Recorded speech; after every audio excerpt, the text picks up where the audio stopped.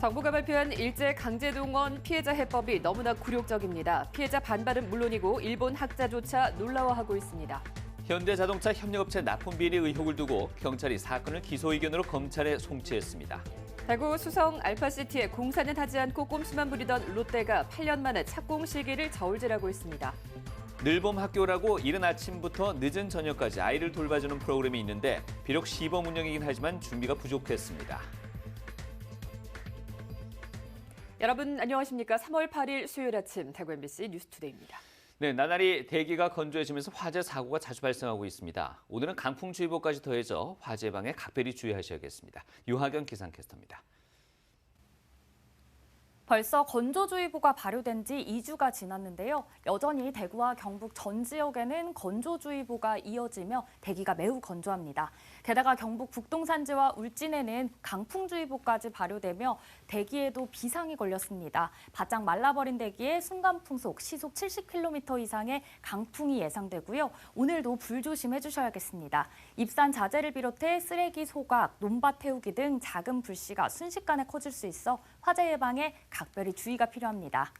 메마른 대기 속 기온은 쑥쑥 올라 봄 기운이 완연합니다. 어제 대구의 낮 최고 기온은 23.3도까지 올랐고요. 이제 낮에는 겉옷이 조금 덥게 느껴지기까지 합니다. 오늘 어제보다 더 포근한데요. 대구의 기온 오늘 6도, 안동 4도, 김천 영하 1도, 포항은 12도로 출발해 낮에는 대부분 지역에서 20도를 넘겠고요. 경주는 오늘 최대 25도까지 오르겠습니다. 다만 오늘도 일교차가 15도 이상 벌어지겠습니다. 토요일까지 기온은 계속 오름세 보이면서 봄 기운이 완연하겠고요. 일요일 오후 비가 내린 뒤 다음 주에는 기온이 조금 내려가겠습니다. 날씨였습니다. 우리 정부가 일제 강제징용 해법으로 제3자 변제, 다시 말해 일본이 아닌 한국 기업이 배상금을 지급하겠다고 발표했습니다. 강제징용 피해자 측의 강력한 반발은 물론이고 한일 관계를 연구해온 일본의 학자조차 이렇게까지 양보할 수 있나라며 놀랐다는 반응을 보였습니다. 이 논란이 가라앉기는 쉽지 않아 보입니다. 조지한 기자가 보도합니다.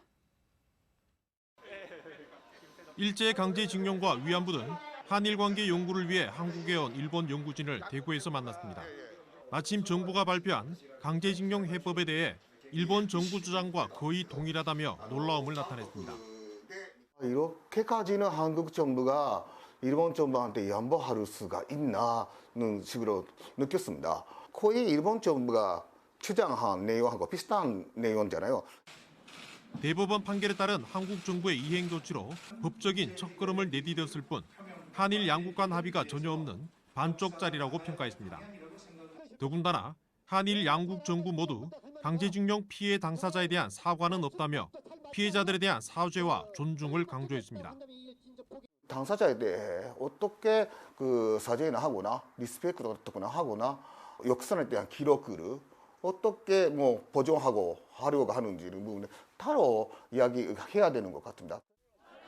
대법원 강제징용 배상 판결을 이끌어낸 피해자 측은 법원 판결까지 무시한 졸속 조치를 도저히 받아들일 수 없다며 격앙된 반응을 보이고 있습니다.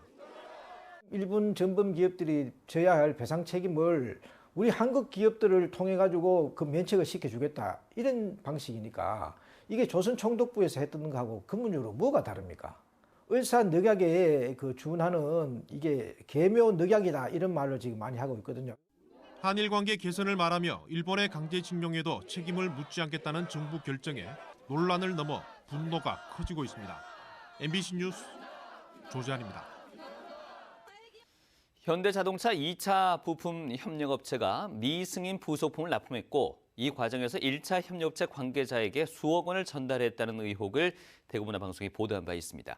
경찰은 오랜 수사 끝에 최근 검찰의 기소 의견으로 송치했습니다. 문제가 된 1차 협력업체에는 대구의 대표적인 기업도 있었습니다.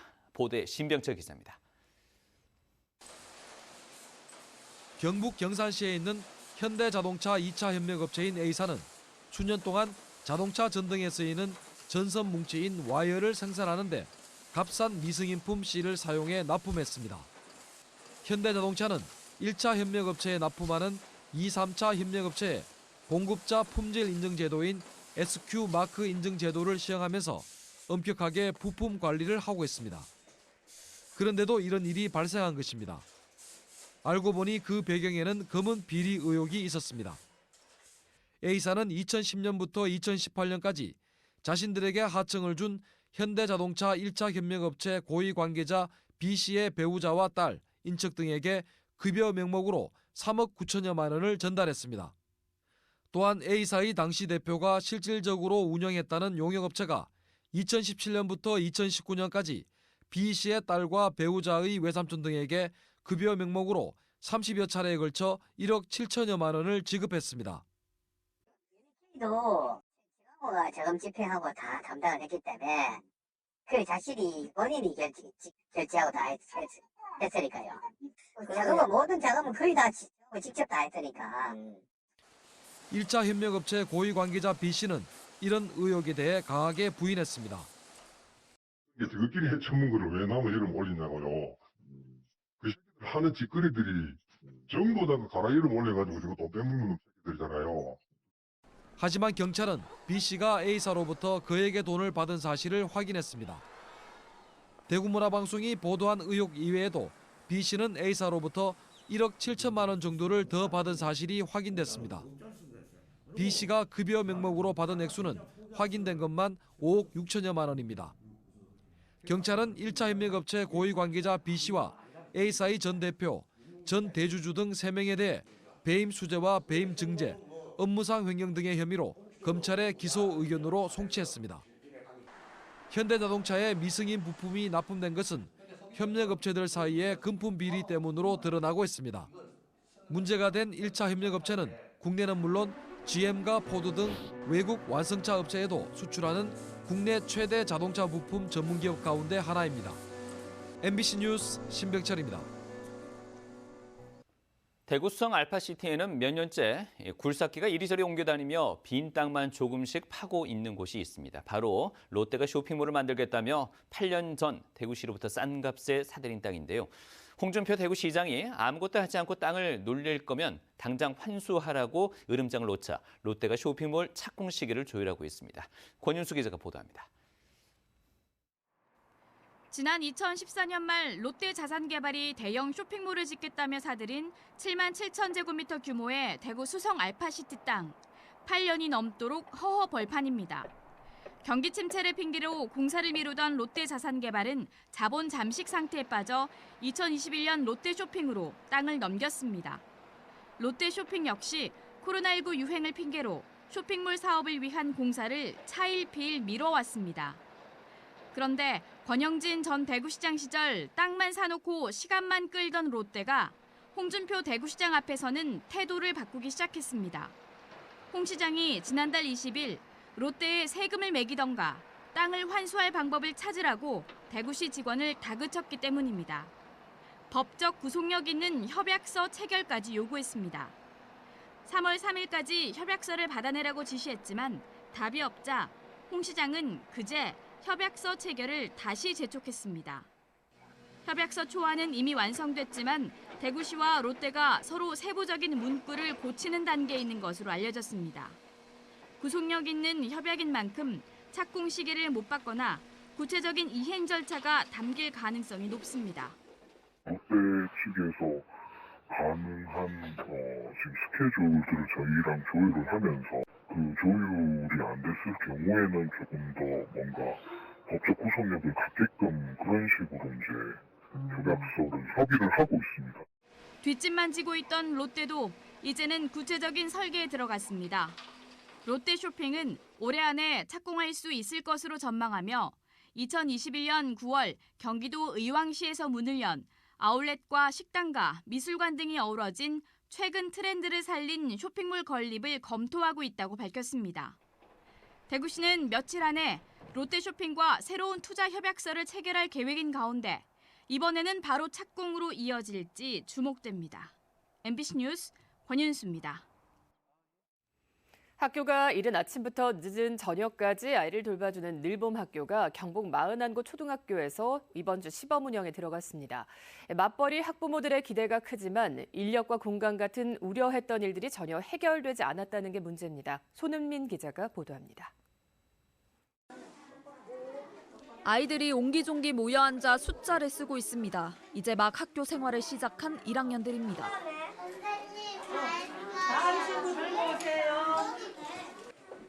정규 수업은 오전에 끝났지만 보호자가 데리러 올 때까지 학교 돌봄 교실에서 지내는 겁니다. 3남매를 키우는 학부모는 학교가 아이를 더 오래 돌봐준다는 소식이 반갑습니다. 주위 이제 친지분들이나 아니면 이제 조부모님 도움으로 이제 육아를 이제 진행할 수밖에 없었었고, 늘봄 학교로 오전하고 이제 저녁 시간까지 학교에서 안정감 있게 이렇게 진행해 주시는 부분들은 학부모로서 참 만족스러운 것 같습니다. 그런데 간이 칸막이를 사이에 두고 뒤쪽에도 아이들이 있습니다. 2학년들의 연계형 돌봄 교실입니다. 공간이 없어서 교실 하나를 쪼개 2개 반이 나눠 쓰는 겁니다. 오전 7시 반부터 하는 아침 돌봄과 저녁 8시까지 아이를 맡아주는 저녁 돌봄 교실은 열리지 않았습니다. 개학 이후 수요 조사에 나선 탓에 참여할 아이들 수조차 아직 파악하지 못했습니다. 자원봉사자를 구해야 할지 강사를 써야 할지 아침 저녁 식사는 어떻게 해결할지도 학교는 정하지 못한 상태입니다. 늘봄 학교를 시범 운영하는 경북 대부분 학교에서 준비가 덜 됐습니다. 큰 학교는 교실도 없고 애들도 다 못 받고, 작은 학교 같은 경우 수요는 없는데 이제 업무는 그대로 진행을 해야 되고, 이런 불균형들이 있는 거죠. 여기에 대한 전혀 대안이나 고민 없이 그냥 정부에서 추진한 정책에 덜컥 시범 운영하겠다고. 학교들이 준비를 마치려면 아침과 저녁 돌봄 교실은 사실상 다음 달부터 운영될 전망입니다. 경북교육청은 학교마다 여건에 맞는 방식을 찾아가는 과정이라고 설명했습니다. 전폭적으로 인력 채용이라든지 회계 관리라든지 그 외의 어려운 점들을 지원할 예정입니다. 학교마다 독특하게 가장 잘 맞는 늘봄 학교 모델을 찾는 데 목표가 있습니다. 교육부는 늘봄 학교를 시범 운영해 미흡한 부분을 보완하고 오는 2025년에는 전국 모든 학교에 도입한다는 계획입니다. MBC 뉴스 손은민입니다. 1년 전 2,200억 원의 막대한 피해를 남긴 울진 삼척 산불. 아직까지도 산불의 원인은 물론 누가 불을 냈는지 밝혀내지 못하고 있습니다. 울진 산불 이후에도 경북에서만 147건의 산불이 잇따르고 있지만 60%는 미제 사건으로 남아 있습니다. 지자체 산림공무원이 산불 진화에서부터 수사까지 도맡아야 하는 특별사법경찰관 제도에 한계가 있다는 지적입니다. 김영일 기자가 보도합니다. 지난해 3월 4일 울진군 북면 두천리 도로변 수풀에서 연기가 나기 시작하고 순식간에 거센 불길로 변했습니다. 이 화재로 9일 동안 2만여 헥타르의 산림이 불탔고 200여 세대의 이재민이 발생했습니다. 지나가던 차에서 던진 담뱃불이 원인으로 추정됐지만 사건은 여전히 미궁에 빠져 있습니다. 피해를 어마어마한 피해를 입었지만 이거에 대한 크게 대책이라든가 이런 게 1년이 넘게 지금 그걸 들여다보고 하고 있는데 지금까지 결과가 그렇다면 찾기는 힘들 것 같고. 울진군은 지난 1년간의 수사가 성과 없이 끝나면서 조만간 기소 중지를 신청하고 추후 사건의 단서가 새롭게 나올 경우 수사를 재개하겠다고 밝혔습니다. 증거가 뚜렷한 게 나온 게 없어서 이제 기소 중지를 좀 신청을 할 예정입니다. 수사를 해야 될 상황이 발생하면 공소시효가 도가 돼가지고 처벌을 못 한다 이러면 그 참 곤란하잖아요. 네. 그걸 막기 위해서 이제 공소시효를 중지를 시키는 거죠. 이런 가운데 지난 1년간 경북에서만 147건의 산불이 났는데 실화자나 방화범이 밝혀지지 않은 미제 사건이 60%에 이릅니다. 지난달 울진군 기성면 한 야산에서 발생한 산불도 현장에서 방화 증거물까지 확인했지만 한 달 넘게 범인을 잡지 못하고 있습니다. 이 때문에 소수의 지자체 공무원이 행정 실무에다 산불 진화와 산불 수사까지 과중한 업무를 도맡고 있는 현행 시스템에 근본적인 문제가 있다는 지적도 제기되고 있습니다. 산림 공무원은 이렇게 일반적인 공무원 업무부터 산불이 나면 소방처럼 나가서 산불을 직접 또 진화를 해야 되고 또 그런 부분에 대한 사건 처리까지 같이 진행을 해야 되니까 한 일에 대해서 이제 3가지 역할을 해야 되거든요. 또 산불 방화 사건에 대한 사법당국의 솜방망이 처벌도 문제로 지적되고 있습니다. 2017년 이후 검거된 전국의 산불 방화범 1,100여 건 가운데 징역형 처벌은 2%에 불과하고 대부분 기소유예나 벌금형을 받는 데 그쳤습니다. MBC 뉴스 김형일입니다.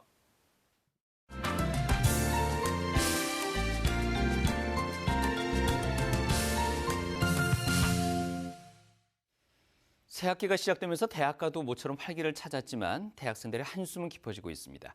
학교 근처 자취방 월세는 올랐고 생활비에 공공요금 인상까지 그야말로 엎친 데 덮친 격인데요. 대학생들의 사정을 MBC 경남의 이재경 기자가 들어봤습니다.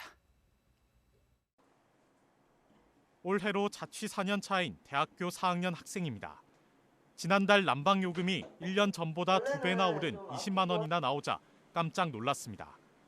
이런 가격이 나올 수가 있나, 뭔가 잘못된 게 아닌가, 가스가 새고 있나 이런 생각을 좀 했죠. 월세 60에 전기 가스 요금까지 한 달 8, 90만 원을 혼자 부담하기 벅차 친구와 함께 살고 있지만 결국 휴학을 택했습니다. 알바하고 학교 가고 이런 게 많이 지치기도 하고 차라리 돈을 모아가지고 돌아가자 이런 생각으로 했던 것 같아요. 또 다른 학생은 근로장학생 근무와 카페 아르바이트로 생활비를 마련하고 있지만 최근 월세를 아끼기 위해 20제곱미터의 작은 원룸으로 이사했습니다. 실습도 나가고 하면은 사실 알바를 줄이거나 해야 되는데 그러면은 돈은 안 줄어들고. 높아진 공공요금에 학생 2명이 함께 집을 구하려는 문의도 부쩍 늘었습니다. 공과금을 포함하면 40만 원을 넘거든요. 네. 그러니까 이제 보통 2명이 구하면 월세 50만 원에 자기 공과금 이렇게 하면 나눠서 낼 수 있으니까. 하지만 원하는 집을 찾기도 더 어려워졌습니다. 대학교 대면 수업이 재개되면서 대학가에서 자취방을 구하는 수요가 늘었기 때문입니다. 부동산 한 2주 동안은 계속 살았던 것 같아요. 여기. 같이 구했던 친구들도 다 이번에 진짜 어쩔 수 없이 들어가고. 월세의 각종 공공요금, 학업의 취업 걱정까지 캠퍼스에서 꿈을 펼쳐야 하는 대학생들의 걱정은 갈수록 늘고 있습니다. MBC 뉴스 이재경입니다.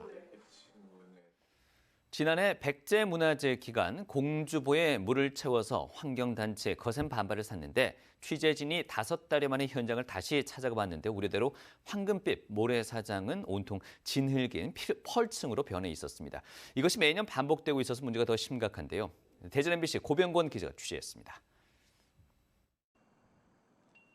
지난해 가을 공주시와 환경부는 백제문화재 수상 행사를 위해 공주보에 23일간 물을 가뒀습니다.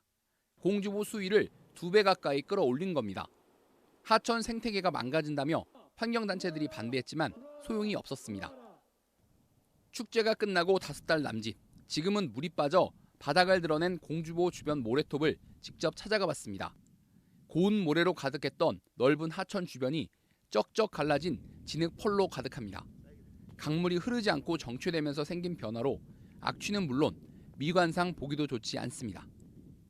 작년에는 모래밭이고 좋았는데 올해는 지금 오랜만에 왔는데 좀 변한 것 같아요. 뻘이 많아진 것 같고 그래서 좀 불편하네요. 펄을 걷어내자 다시 고운 모래가 나오는데 더 깊게 파보면 다시 펄이 나옵니다. 백제문화재나 가뭄 등의 이유로 지난 2018년 이후 4번이나 담수 결정이 내려지면서 하천 생태계가 근본적으로 영향을 받은 겁니다. 물대새라든지 수달이라든지 멸종위기종들이 많이 와서 산란하고 서식하고 그랬던 곳인데 이렇게 뻘층이 되면은 그런 생물종들이 사실 서식할 수 없게 돼요. 이런 펄층은 질소와 인 등 영양 성분이 가득해 향후 녹조의 원인이 될 수도 있습니다. 보다 못한 시민들이 펄층을 손으로 걷어내는 자원봉사 활동에 나섰지만 1.5km가량 되는 모래톱을 모두 손보기는 역부족입니다. 담수를 허가한 환경부는 펄층을 채취해서 입자 크기 등을 분석한 사후 모니터링 결과를 발표하겠다고 밝혔습니다. 하지만 환경 파괴 논란으로 부분 철거가 결정된 공주보에서 또 담수 논란이 벌어지는 것 자체가 일관성 없는 정부 정책을 보여주는 것이란 지적이 나옵니다. MBC 뉴스 고병권입니다. 전국 동시 조합장 선거가 오늘 경북 290개 투표소에서 실시됩니다. 경북의 선거인 수는 24만 9천 명이며 투표는 오전 7시에서 오후 5시까지, 코로나19로 격리된 선거인은 시군마다 한 곳씩 설치된 특별 투표소에서 정오부터 오후 5시까지 투표할 수 있습니다. 투표가 끝나면 각 지역별로 한 곳씩 마련된 개표소에서 개표가 시작되며 밤 10시 이전에 당선자가 확정될 것으로 예상됩니다. 경북에서는 178개 조합의 새 조합장을 선출하게 되는데 42곳은 무투표 당선이 확정됐습니다. 경북 소방본부가 대형 화재를 막고 인명피해를 최소화하기 위해 오는 5월까지 봄철 화재 예방 대책을 추진합니다. 산불 예방과 중요 목조 문화재 안전 대책, 화재 취약 지역 관리 강화 등 8개 분야를 중점 추진하고 특히 대형 산불을 차단하기 위해 산림 인접마을 순찰과 주민을 대상으로 한 비상 소화 장치 교육을 강화합니다. 경북 소방본부 통계에 따르면 최근 5년 동안 도내에서 발생한 화재의 27.5%인 3,900건이 봄철에 발생했으며 이 가운데 절반가량이 담배꽁초나 쓰레기 소각 등 부주의에서 비롯된 것으로 분석됐습니다.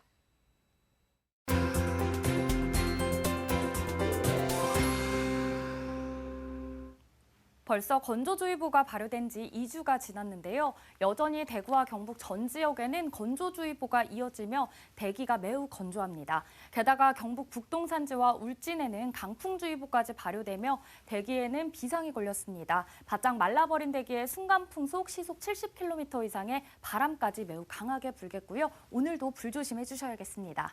입산 자재를 비롯해 쓰레기 소각과 논밭 태우기 등 작은 불씨가 순식간에 커질 수 있어 화재 예방에 각별히 주의가 필요합니다. 메마른 대기 속 기온은 쑥쑥 올라 봄 기운이 완연합니다. 어제 대구의 낮 최고 기온은 23.3도까지 올랐고요. 이제 낮에는 겉옷이 조금 덥게 느껴지기까지 합니다. 오늘 어제보다 더 포근한데요. 대구의 기온 6도, 안동 4도, 김천 영하 1도, 포항은 12도로 시작해 낮에는 대부분 지역에서 20도까지 기온 다 넘겠습니다. 경주는 오늘 최대 25도까지 오르겠고요. 오늘도 일교차가 15도 이상 벌어지겠습니다. 위성 영상 보시면 오늘 전국적으로 일본 남쪽 해상에서 동쪽으로 이동하는 고기압의 가장자리에 들겠고요. 오늘 오후부터 서해 북부 해상에서 동쪽으로 이동하는 기압골의 영향을 받아 구름이 많아지겠습니다. 다음은 자세한 지역별 날씨입니다. 대구의 아침 기온 6도, 청도 1도로 시작합니다. 낮 최고 기온은 대구 23도, 청도 22도 보이겠습니다. 현재 구미의 아침 기온 4도, 김천 영하 1도로 출발합니다. 낮에는 구미와 김천 모두 24도 예상됩니다. 이 시각 안동의 기온 4도, 영양 2도 가리키고 있는데요. 낮 기온은 안동 22도, 영양 21도로 어제보다 2도가량 높겠습니다. 포항의 아침 기온 12도, 낮 기온 24도 전망됩니다. 바다의 물결은 0.5m에서 최고 1.5m로 잔잔하게 일겠습니다. 토요일까지 기온은 계속 오름세 보이며 계속 봄 날씨가 이어지겠고요. 일요일 오후부터는 비가 내린 뒤에 기온이 조금 내려가겠습니다. 날씨였습니다.